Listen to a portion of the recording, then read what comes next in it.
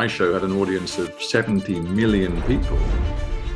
I think there's still a huge appetite, not least amongst young people, for that kind of challenging conversation. Do you have any hope that we are going to get back to a truth-based journalism? I think truth-telling, fact-based journalism that I was raised on and believe in is struggling to find a place in a commercial marketplace. If I were to try and interview Donald Trump, well...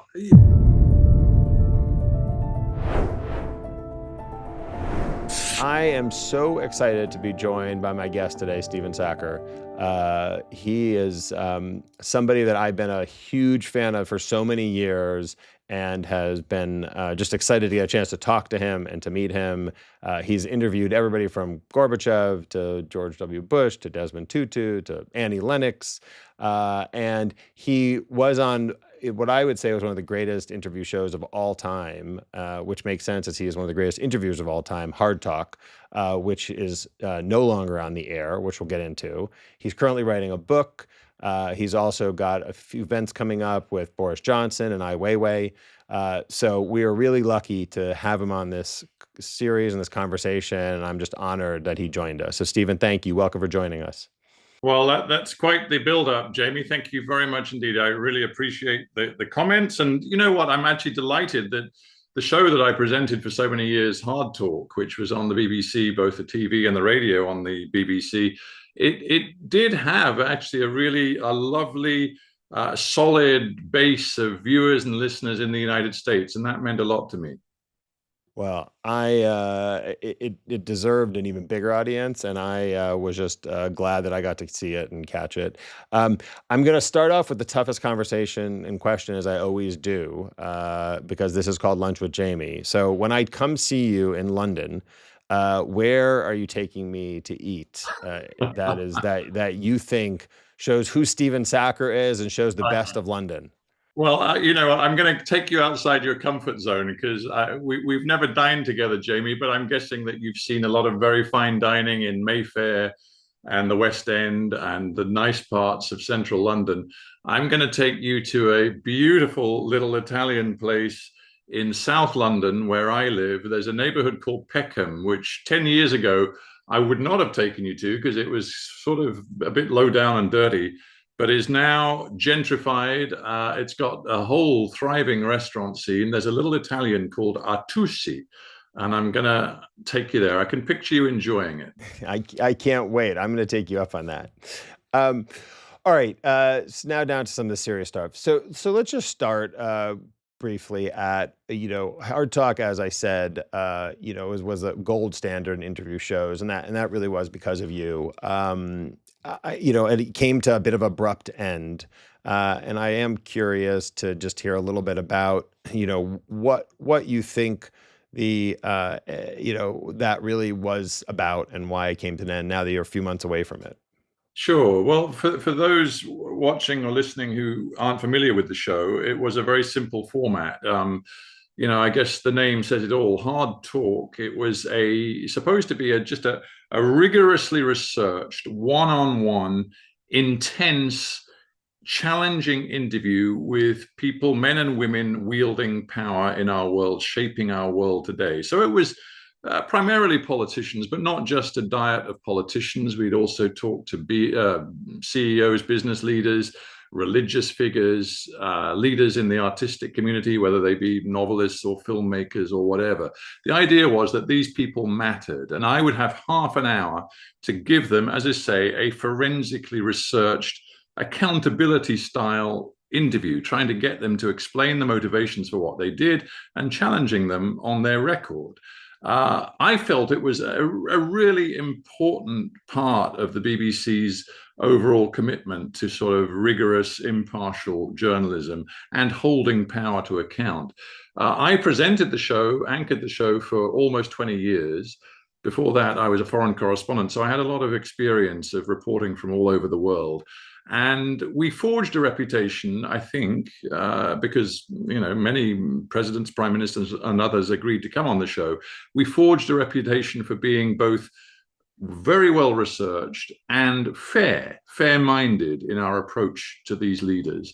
And as I say, it was a long form interview. So unlike the stuff that you see on most of the sort of networks and the streaming shows today, where interviews might last, 5 minutes, 10 minutes at most, we had a full half hour to really dig deep into the issues at hand with each of our guests. Why did it get closed down by the BBC? Well, frankly, it's part of a media story where I think media executives at the top of organizations, even to my mind, great and respected organizations like the BBC, they are, I would say, floundering, desperate to find new ways of reaching particularly younger audiences. And I think my bosses, the execs who run BBC News at the moment, lost confidence in the idea that an audience had an appetite for a pretty high fiber, rigorous, intense one-on-one interview format. And in that, I think they were wrong. I think there's still a huge appetite, not least amongst young people, for that kind of challenging conversation that requires the audience to bring quite a lot of attention and intellectual effort to the table. Because if you're going to, watch or listen for half an hour, you've got to really engage with it. I think there is an appetite for that. My bosses, I feel, began to doubt that, and frankly, they chose to look elsewhere and to change formats and to abandon that commitment to long-form interview journalism. I wish they hadn't. I think it was a mistake. I told them so. I was very public in telling them so, which ruffled a few feathers. But the decision was made, and I'm now moving on. I've got lots of other things going on in my journalistic professional life, and I'm sort of looking at the next chapter. You really, you really have been one of one for many years now. I mean, I think if you look back in the history of interviewers and you look at maybe a David Frost, maybe a Mike Wallace, maybe a Barbara Walters in some way, but even in those situations, David Frost, notwithstanding, you didn't have those 30 minutes one-on-one conversations. I mean, today I can't even really point to that. I mean, I'm sure they exist in the podcast world, but the unique thing about you is, I have a thought that I, may run for political office at some point. I would have been scared to go on your show. I mean, and I would have gone on because I believe in honesty and facts and truth, but you didn't let up for anybody, and you never really showed a bias.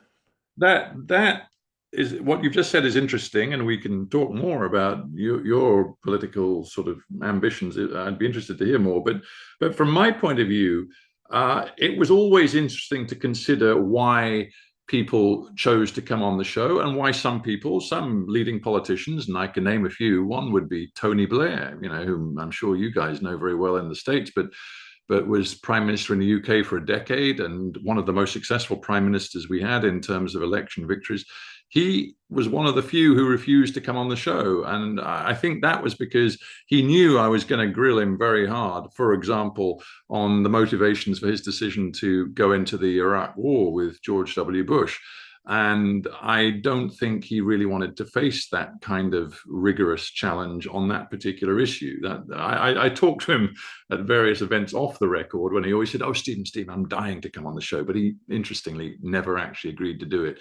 But why did so many others agree? Well, there are various motivations. One thing which many public figures have, not least in politics, but other spheres too, is ego. And ego is a driver for people who knew across the world that my show had an audience of 70 million people on TV and radio across the world.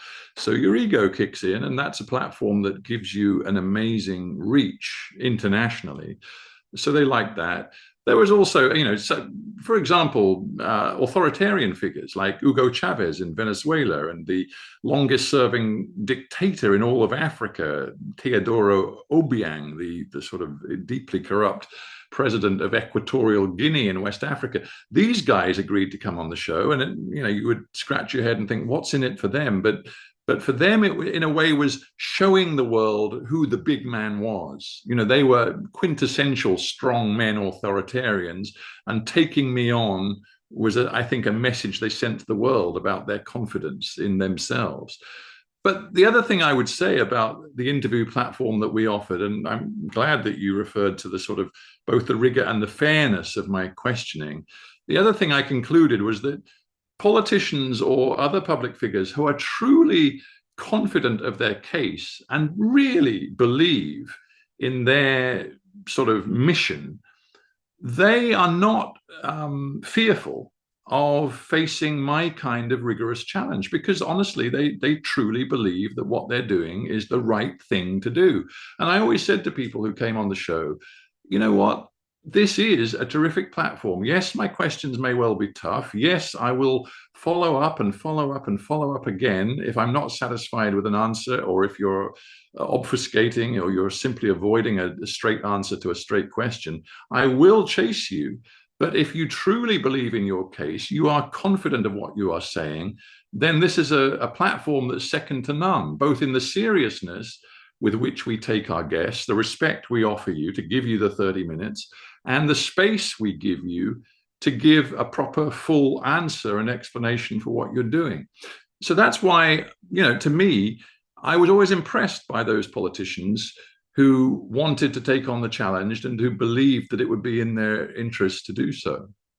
Yeah, it's interesting when you talk about some of the, dictators or leaders who came on. I actually understand them in many ways clearer, because they want the acceptance of the BBC, the international audience, international world, and they want to get their message out to them. And they believe, as you said, very, very clearly in what their beliefs are, and they're not, shy about them.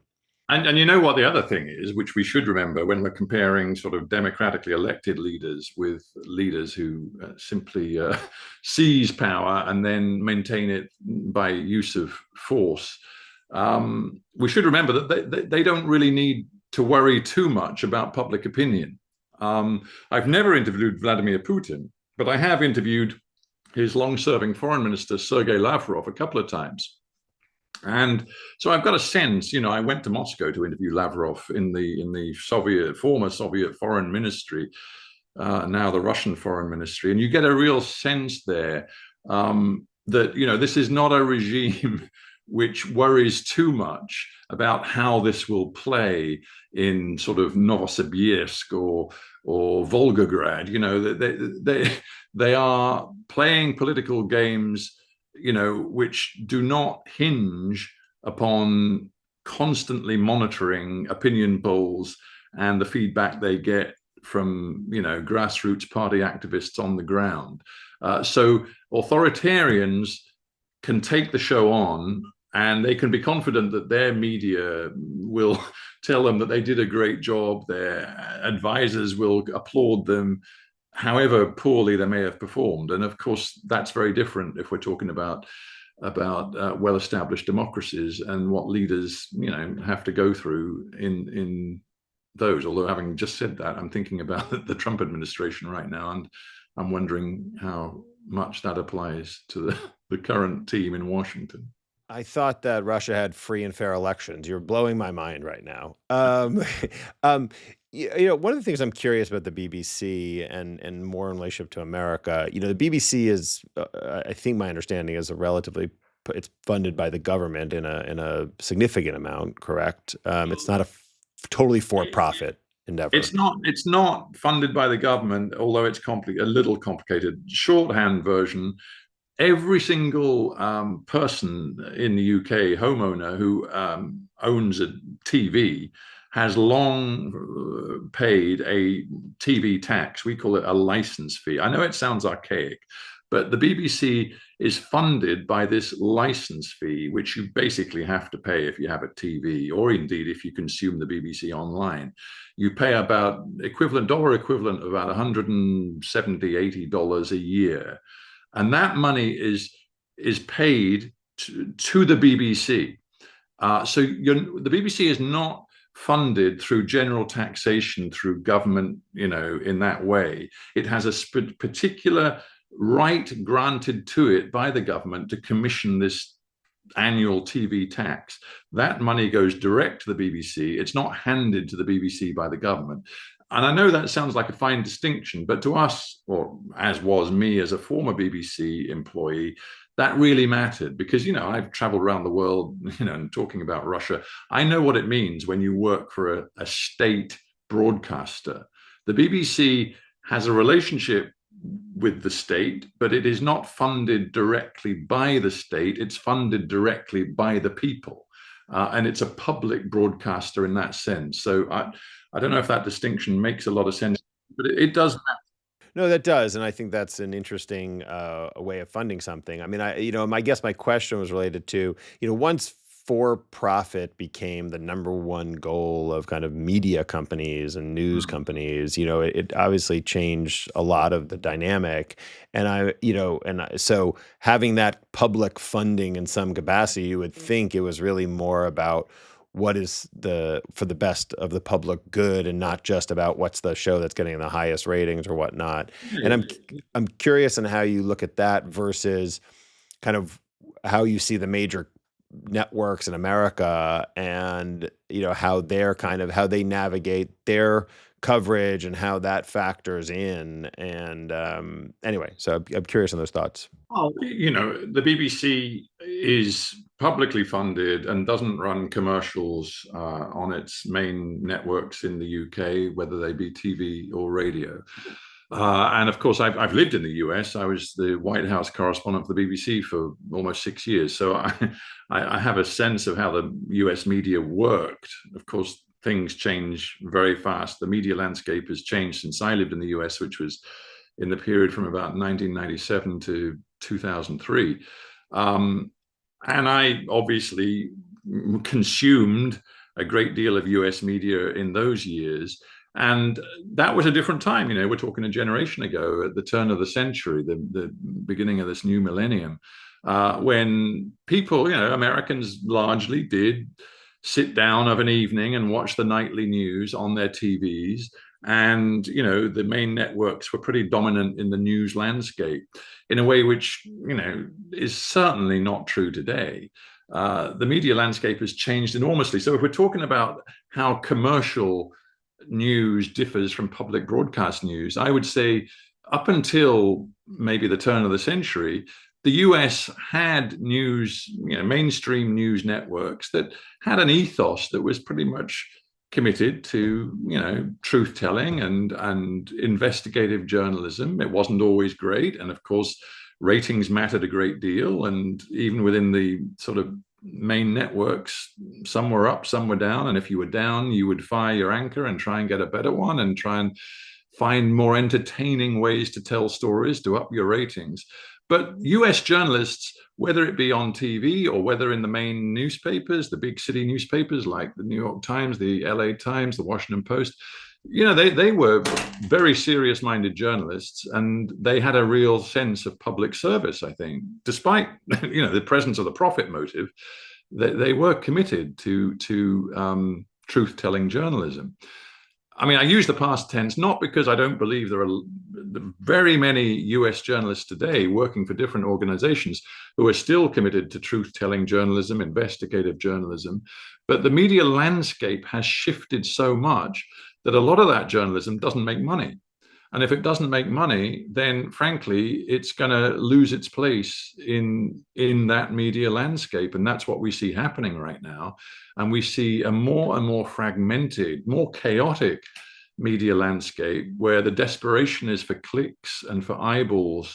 And a lot of that takes people away from fact-based, truth-telling, independent journalism and much more into a sphere where it's driven by opinion, it's driven by emotion, it's driven by sort of tribalism, and what I would regard as the foundation stones of journalism, that is facts, evidence, bearing witness, basing your argument upon truths, that is in a state of crisis, I would say, and not just in the United States, but across the world. And that's because I think, the truth-telling, fact-based journalism that I was raised on and believe in is struggling to find a place in a commercial marketplace. Do you have any hope that we are going to get back to a form of, truth-based journalism from on the major media scale? Are we just entering a new era, or what's your take? We're definitely in a new era, and even when you and I, talk about truth-based journalism, there'll be many people who may be listening or maybe wouldn't be inclined to listen to a conversation like this who would say, yeah, but your version of truth, what you see as truth, is pure BS as far as I'm concerned. Stop assuming that you know what the truth is, Mr. Small L liberal guy. Who the hell are you to tell me what the truth is? And that's the mindset that dominates so much of this fragmented media world that we now live in. There is so little that is shared and consensual about, basic notions like what is a fact, what is the truth, who do we sort of respect enough to believe, who can we regard as truth tellers. All of this has changed so much in the last 25 years that the media world I was trained in and lived in for so long, frankly, no longer exists. And that's why, I'm actually writing a book, Jamie, right now, which, building on my own experience and those of many other journalists, is going to really challenge us all to think about how we receive information, who we trust, why we trust them, and whether there is any consensual space left where we can all gather and agree on some sort of basic ideas. And if we can't, if trust has broken down, that sort of consensus has broken down, I'm really struggling to see how our democracies work. And I'm sorry to be so doom laden. I know this is supposed to be a sort of a lunchtime conversation, and I don't want to put anybody off their lunch, but I think this isn't just a question of journalism being in trouble. It's a question of our democratic systems being in trouble. No, listen, I think you're spot on there. I mean, a small section of the world, of the United States especially, gets their news from cable news networks and the 24-hour networks. And, it's hard to argue that a lot of what you're hearing on those networks, especially in the nighttime hours, is news, right? Mm. It's opinion, but it's presented as news, and that's a real problem. And if you can't get shared facts out to a democratic society, it's hard to make it work, right? I mean, Yeah. I don't, and I think there's something really interesting about this new era of journalism that I think is very exciting. I had a conversation with Kara Swisher recently, and she's a real big proponent of, the exciting things that are happening when you see somebody like an Oliver Darcy, or you see what Jim Acosta is doing, or she's a fan of what Don Lemon's doing. And not to state the obvious, what you're doing in some way, shape, or form as you go forward. But the issue I see is that, if you have 100,000 loyal, dedicated fans and followers of one news source, well, when you have a country of 300 million plus people, only and every 100,000 are getting different news, it doesn't really work. Absolutely. I mean, first of all, that scenario you're painting of certain sort of trusted guides that people have, whom they believe and whose take on current events they like, that's fine, and it's happening all over the world. But it puts people into silos. It's become a cliche to talk about people living in their own echo chambers, and therefore, their belief systems becoming more and more sort of one-dimensional. But that's happening. It's happening on the left, the right, in the center. It's more and more the case that people are inclined to listen to folks who are delivering information to them that fits with their worldview, their preconceived worldview. And that's not a world, I think, that is healthy for a democracy. But the other point about all of this is, let us be very clear about what journalism is. To me, fact-finding journalism is not easy to do. It challenges power. It requires forensic research. It requires a lot of teamwork. It isn't just about the high-profile former anchor from a big network setting up on Substack and just sort of giving you a daily take on what he thinks about the news around him, him or her. that there's a place for that. That's kind of interesting if you want to hear it, but that's not news gathering, and it's not investigation, and it's not challenging power in the way that I want to see it continue. Because, as I say, that's expensive, it's difficult, it requires a lot of teamwork, and also it raises legal jeopardy. And all of these folks, who are setting up on Substack and doing their own thing and opining about the world, they're not people who are in a position to take huge risks, to take on the big corporates or the government office and challenge them, claim that they've uncovered abuses of power, reveal those abuses of power, and take the legal flack that comes with all of that, because that's really difficult to do, and it involves having somebody back you with the legal sort of backing that you need, if necessary, to support you. That's journalism that used to be done, in the US by the Washington Post, if you think of Watergate, or the New York Times, and all sorts of investigative reporting, Pulitzer Prize winning stories they've run over the years.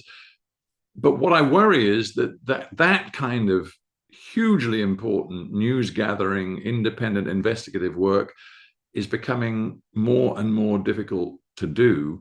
It's much easier just to have a daily opinion on the information flow that is, on your laptop screen when you open it up in the morning.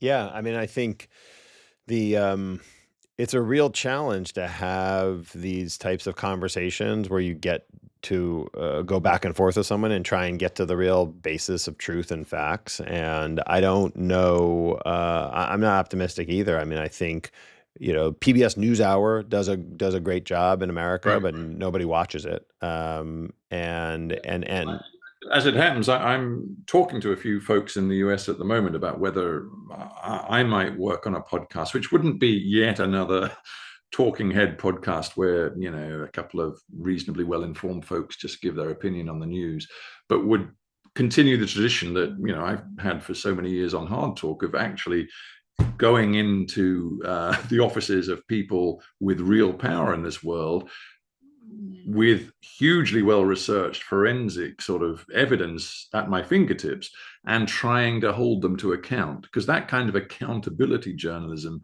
I think, really matters. And I don't see so much of it in the podcast space at the moment.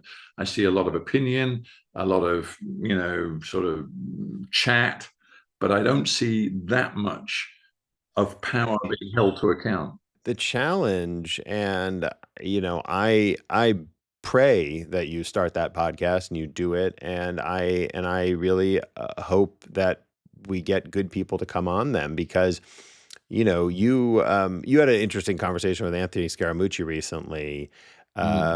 You are able in your style to push back on people and not let them off the hook. I mean, that's the thing in America. I mean, that's it may be around the world too, but right. It's just someone says something, they say something that's a lie, you push back, they say it a lie again, and then you just move on to the next subject. And, that's the problem with someone like, let's say, a Joe Rogan, for example. Like, I actually think Joe Rogan is a really entertaining and charismatic podcast host. He's obviously one of the best in the world.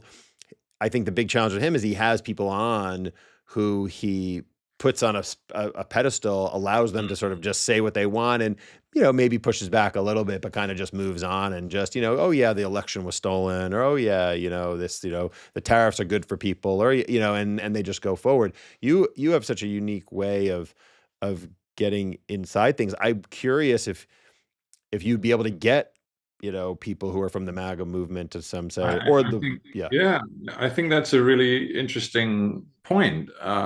Who in the US context right now, who would agree to the Hard Talk experience? I mean, I can tell you how it has worked over recent years, as we've, because the show's only been closed for 6 months. So until very recently, we were coming to Washington and different parts of the US to do interviews.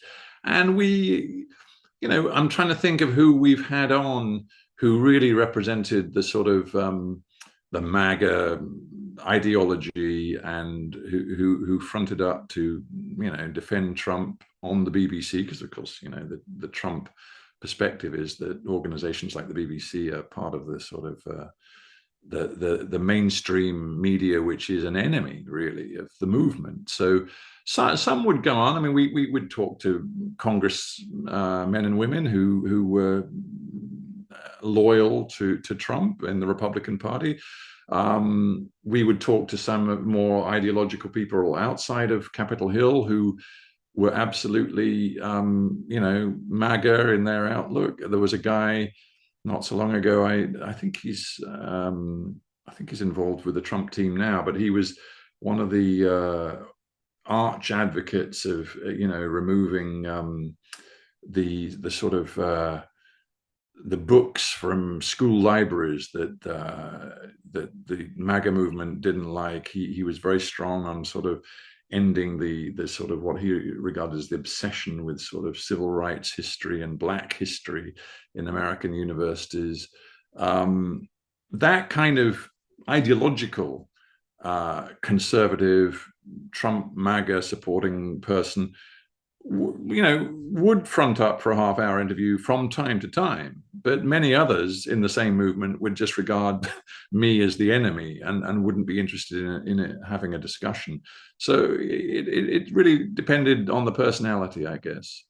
If you, I'm not going to go through this role playing with you because I will fail. But if you were having your interview with Donald Trump, how would you frame a dialogue that you think would be able to get some elements of honesty and truth? In fact, I think Scaramucci said, I think on that podcast, that the prediction is that Donald Trump will have said 40,000 lies by the time he gets out of office. Yeah, right.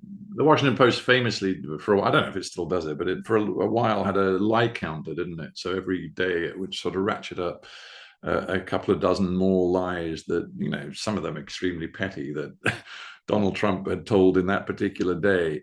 And it did reach the tens of thousands. That was in the first term. Goodness knows if the lie counter is still running where it's at right now. If I were to try and interview Donald Trump, and it has to be said, the idea that Donald Trump and his team would agree to go on a show like Hard Talk, it's pretty fanciful. But if in this hypothetical, Trump had agreed, I would try to dig a little into something a bit more philosophical with him. This whole idea of the normalization of untruth, I think, is something that I'd like to ask him about, his going back through his business career, before he even entered politics, whether he felt that it was okay to be, the famous British phrase used by some politicians, to be economical with the truth. And that whether he felt that it's, if he could, in business, let alone politics, if he could convince himself that telling a lie was for the greater good of his business and his bottom line, whether that lie would somehow be excusable. I'd like to understand more at a greater depth his relationship with truth-telling and honesty, because I think it's no good just sort of criticizing Trump and getting more and more enraged by Trump. It is quite important, given that he's got 3 more years in office, to try constantly to make sense of what he's doing. So it might be a fruitless effort and journey, but I would like to dig deep into that with him. And then there are sort of certain very specific things I'd like to talk to him about. I mean, not least just because it's in my mind right now, and I'm sure it's probably in your mind too, having seen him sort of tell the world that he's forged this historic peace between Israel and the Palestinians, and that he's bringing peace to Gaza. I'd like to, again, try to understand. He thinks that he can be the world's great peacemaker. And I'd like to get into what motivates him, whether there is some sort of humanitarian impulse deep in there somewhere, or whether, again, this is transactional for him. He sees that some sort of peace deal brokered by him is going to yield all sorts of investment opportunities for him and Jared Kushner and Steve Witkoff and all of that, and whether his justification in the end comes back to the deal, to the transaction. I sadly don't think we're going to get a chance for you to interview Donald Trump. No, I think all of this is just sort of fantasizing about. People say, well, who have you not interviewed that you would love to? And of course, there's an enormous challenge. I mean, I have interviewed Bill Clinton and George W. Bush in the White House. There is an adrenaline and a thrill and a challenge that comes with getting that interview with the world's most powerful person inside the Oval Office. So I'm not going to pretend I wouldn't like to do it, but you're right. The chances of it happening are slim to, well, they are 0 to less than 0. Well, you are definitely my number one draft pick of who I'd want to interview Donald Trump if we got that chance. Who are the other people you haven't gotten to interview that you would have liked to, living, not deceased per se? I was very lucky, and I did get to interview a whole lot of people. For some people listening, this might be a little left field, but he was a huge figure in Britain, partly because he became the president of post-British colonial Zimbabwe. It used to be called Rhodesia, and that's a guy called Robert Mugabe. He was one of the great sort of leaders of Black African liberation movements. He led a guerrilla war against the white rulers of Rhodesia in the 1970s, won that war eventually, and took power in Zimbabwe, in the new country of Zimbabwe, in 1980. And he became a sort of totem for the ambition and aspiration of the countries of Africa to forge a sort of post-colonial independent future. And also he became a totem for the disappointment that came to many of those countries after liberation from colonialism, with rampant corruption, impoverishment of people, and a failure to realize some of the grand hopes that Black Africa had at that time. So Mugabe had this kind of love-hate thing with Britain, because he'd been educated partly in Britain. He admired the British in many ways, but he also hated the British, and he hated the white farmers who still dominated the post-colonial economy. So I always wanted to interview him, and he always said no. And now in my book, I'm writing a chapter about journalism in Zimbabwe, and how difficult it's been for Black journalists to sort of tell the truth and hold their leaders to account in this post-colonial period. So I'm saying Robert Mugabe is one I would love to have interviewed, simply because right now he's at the top of my mind, and it raises so many interesting questions about the legacy of colonialism, and the ability of countries to sort of throw off the shackles of that and forge independent futures. And that applies way beyond Africa. Do you think you have a unusual ability to be able to kind of have these conversations with people where you're trying to get to a shared truth and fact, and I think we're having those same challenges in our daily lives, and be able to have shared kind of conversations where you can come at a subject that's a tough subject and get to some place that is not seen as combative. What do you think is the most important thing? I always like to find things for people to take away from these conversations, but what do you think is the most important thing to think about when you're having a conversation with somebody coming at it from two totally different sets of facts, beliefs, information? How do you come to a shared truth? Well, I don't think you necessarily have to end up a conversation with somebody who brings to the table very different perspective and views from your own. You don't have to sort of meet in the middle. You don't have to find a common position. But what I think you have to do is bring to that table an open mind and a genuine curiosity to learn about the other and their perspective and why they think the way they do. And, without wishing to sound all sort of kumbaya around the campfire, I think curiosity and empathy are hugely important, human emotions and qualities to have, whether you be on the left, the right, in the center, or whatever your politics. Curiosity and empathy apply to all. In the best of all worlds, we would all be empathetic, and we would all be curious about those who think things different from ourselves. And I think if you can conduct conversations and have disagreements with those two qualities in mind, it makes the outcomes much more sort of mutually acceptable and much more humane. Yeah, I think I learned about the principle of charity not that long ago, and this concept of thinking the best of what people have to say and not the worst, right? And I think that's something to me that is a critical tool we could all use. And I think that idea of coming to conversations with an openness is really important. I didn't watch this interview, but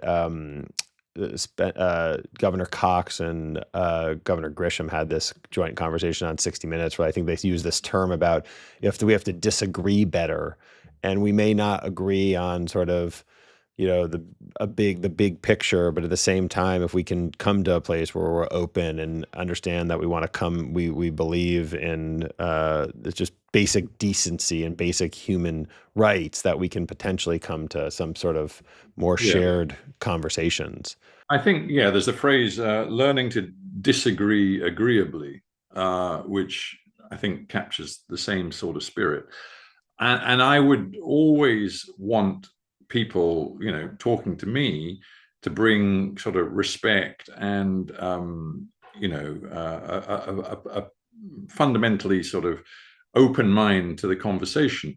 I should also say, though, that I think, and this comes back to the role of journalism, I think, and truth telling, if one, in the course of attempting to sort of dig deep, find the truth of a situation, if one does uncover wrongdoing, abuse of power, deception, lies, dishonesty, and criminality, even, if one discovers those things, one shouldn't, in the spirit of being agreeable, one shouldn't cover those things up or refuse to sort of confront them. We have to confront them. So, this is difficult territory. One wants to see a discourse which is agreeable and where people are empathetic and open-minded, but equally, we still live in a world, I believe, where there are truths, there is fact, and there is lie. And frankly, people who lie do need to be held to account. I agree completely. It's interesting. Charlie Kirk sent a message to Van Jones right before he was assassinated, where they ended it with, "We can disagree about the issues agreeably." I think that's it is something we need to kind of figure out. Where do you think free speech stands today? I mean, it's become such a lightning ride of a topic and a conversation, obviously all around the world. It's what America is sort of based on, but it's become something that is nobody even understands what it is anymore, and what you should be allowed to say or shouldn't be allowed to say. You should be allowed to say everything. What do you have a perspective on? I think on free speech, I'm on the sort of libertarian end of the spectrum, in that I'm loath to proscribe speech, whether it be from the left or the right. What I tend to find in the debate about it at the moment is that people on both sides, both extremes, tend to want to cancel what they frame as hate speech from the other side, which is really not so much oftentimes hate speech as speech that they hate. And I don't think we should be refusing to hear or allow expressed opinions which we personally hate. I mean, there are lots of opinions I hate, but it doesn't, for me, mean that I should be looking to cancel them or drown them out or simply silence them. So, I think both on the left and the right, there is an inclination to want to silence the voice that is hated. And I think that's a danger. So I guess I'm a guy who really wants to let as much of that speech be heard, even if deeply disagreed with, as possible. So an example, and I'm not an expert in the German penal code, but I'm pretty sure that it's illegal to denounce the Holocaust, deny the Holocaust. It's you can't share images of swastikas or wearing an SS uniform or support Hitler. Is that just a slippery slope that we shouldn't get ourselves into? Well, I mean, I understand why Germany has that particular, obviously, anybody would understand why Germany has that particular sensitivity. But the definitions of hate speech are obviously a gray area. I mean, I think inciting violence is a crime in most democracies and most criminal codes, and that makes sense to me. If one is specifically trying to stir up and incite violence or race hatred, in most criminal codes there is legislation to deal with that. But short of that, I'm pretty inclined to let extreme thought exist. I just hope that a democratic, stable, well-rooted society has the ability to show the citizenry why extreme opinion often is deeply misguided and dangerous, and that's where the organic sort of flow of opinion and conversation media in a democratic society, I hope, works to expose the inadequacy of a lot of extreme thought. I want to end this on a very optimistic note. So we have about 10 minutes left. So I'm going to make it very challenging for us because in our first conversation, we started talking about where America is today in the world opinion, and it's not in the best place possible. And I know you believe that's been on a slide for a long time, and it's not just related to the Donald Trump regime. So I'd be curious to get a little bit of your perspective of that before we finish up. Yeah, well, I hesitate in a way to sort of pronounce from the other side of the Atlantic about how much trouble the United States is in, because I can imagine how many eye rolls that will yield. But as a guy who loves America, lived in America for, as I say, more than 5 years, who had two kids born in America who still have their US passports and are very proud of those passports, I do care a lot about the United States, and there is no question in my mind the United States still matters. It matters hugely to the rest of us who watch what happens in your country and who, of course, still acknowledge, your primacy as an economic and military power in the world. So, having said all of that, I am deeply concerned. I think, there is a deep dysfunction in American democracy right now. Your institutions are under huge strain. Your population is sort of ill at ease with itself. We've been discussing the polarization, the tribal nature of much political discourse. That's certainly true in the United States. There are levels of sort of mistrust and distrust between communities in the US that really worry me. And you're not generating leaders, and this isn't just about Donald Trump, but you are not generating the quality of leadership right now in the US, which is able to overcome these stresses and strains. And, frankly, the current administration is simply making them worse, exacerbating the polarization. And I hesitate to suggest that, democracy itself is at stake in America, but it is certainly under severe strain.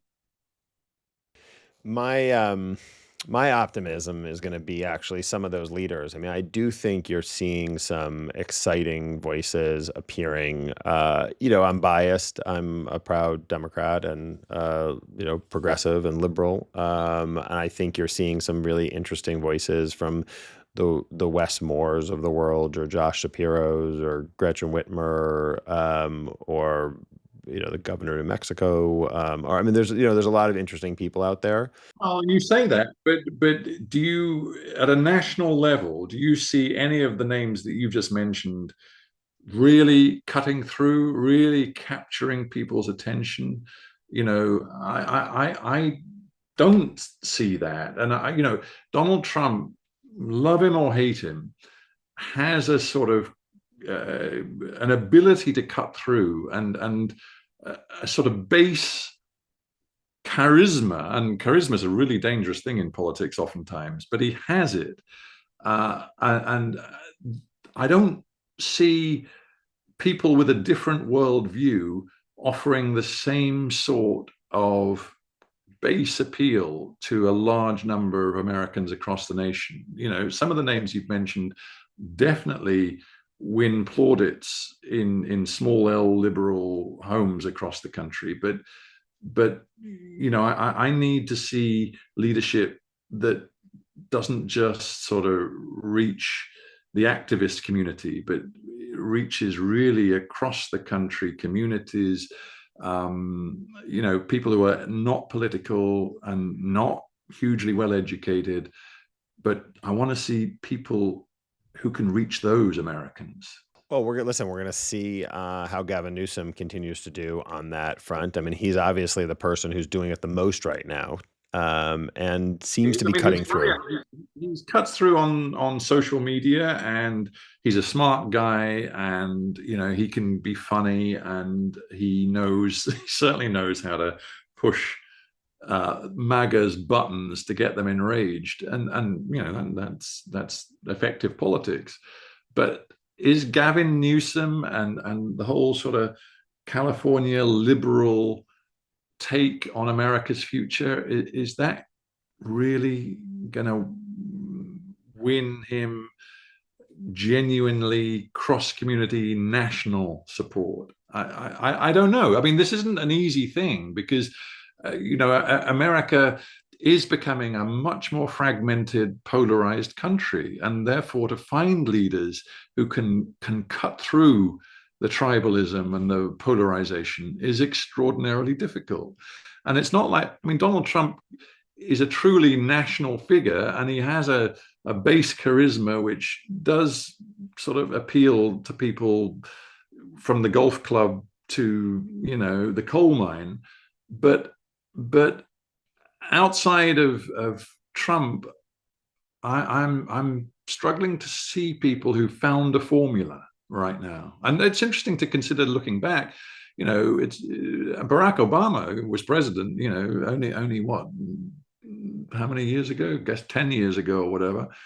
Obama found a way. I mean, it wasn't like he was a universally popular president, but he found a way to forge a national constituency for a really radical thing, which was America's first Black president. I want to see another leader emerge who can forge a national movement alliance that can take America in a different direction from the one it's in right now. I think even more than ever, we're in a place where, people who we don't even know can kind of cut through and reach out and reach a wider audience, can do it on a quick manner. I mean, I think you look at Obama as a great example, right? Obama, 2 years before he was president, was, probably had the 1% of America probably knew who he was. And so I think with some of those people that we've talked about, I think it's just, who's gonna, to your point, who's gonna cut through, who's gonna reach it. You're right, and when people ask me who is the most impressive politician, just as a professional sort of retail politician, who was the best at it that you've ever interviewed, I would always say Bill Clinton. Bill Clinton was a master politician, and I was lucky enough to interview him one-on-one, and I kind of felt that charisma. But I also saw him in sort of group events, and out on the campaign trail. And, all the old cliches about a guy who could just walk into a room and immediately attract, the sort of attention of a crowd, who had that animal sort of magnetism to make people want to listen to him and want to like him. Bill Clinton just had that. And I saw him alongside I've mentioned him already in this talk, Tony Blair, who was our great sort of retail politician in the UK. And when I saw the two of them side by side, I always said to myself, Tony Blair's good, but Bill Clinton is better. And, America, I'm not saying America needs another Bill Clinton, but it needs another leader who can appeal across communities, across classes, across educational levels in the way that Bill Clinton did. You're not going to have any pushback here on that. I think that is spot on. And I like to live by the Bill Clinton quote, which is, "There's nothing wrong with America that cannot be cured with what's right with America." And I still believe that to my heart, and I'm gonna wake up and think that every day. Okay, before you go, your interview style is, again, I'm gonna say it again, second to none. You're our LeBron James or our Michael Jordan. So I'm not gonna try and even, if I could get 1/100th of what you do. You're famous for your interruptions. I don't like to interrupt people. You're famous for so many different things. I'm going to put myself out there. Now that we've spent an hour together, what are some constructive criticism you can give me to improve on my skills here? I'm going to be constructive, but I'm going to be low on criticism.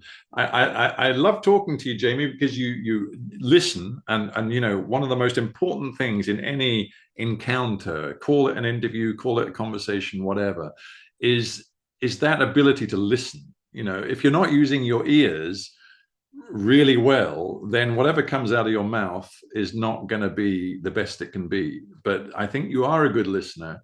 You're empathetic, which is also important, because even when you're going for the jugular, even when you're well briefed and you've got a fact sheet which you can use to second guess and do the follow-up and the follow-up of the follow-up to really challenge and hold to account your guest, your interviewee, you need at all times, I think, to be human, to be humane, and not to be the asshole. And I think interviewers sometimes slip into that thing where they mistake being forensic and well briefed and well researched. They mistake it for being sort of aggressive and disrespectful. And I think that's counterproductive.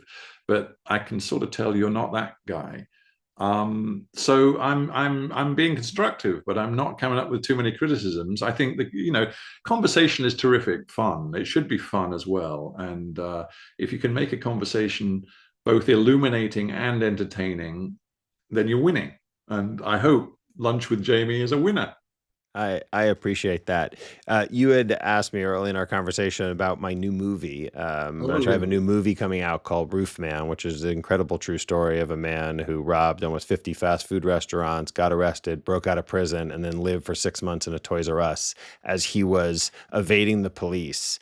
And I bring that up not just for self-promotion, but the director of that's a guy named Derek Sanfrance, and he always said that the vision of the director that we had in our mind was Cecil B. DeMille yelling from a megaphone at the top of some sort of structure, and his style of directing was about turning that megaphone to the ear and making sure that you were listening to what people were saying. And so I guess I've employed that a bit in my interview style. So I think that's very important. I'm going to take the comments there. So thank you very much. Well, Stephen, I can't wait to see you in person in London. I'm going to come find you for some Italian food or not. I promised you a trip to the restaurant, but if you can't make it to South London, we can at least meet in the middle. Yeah, exactly. All right. Well, thank you all so much. And Stephen, thank you for your time. And I can't wait to listen to your podcast, read your book, listen to you on the radio.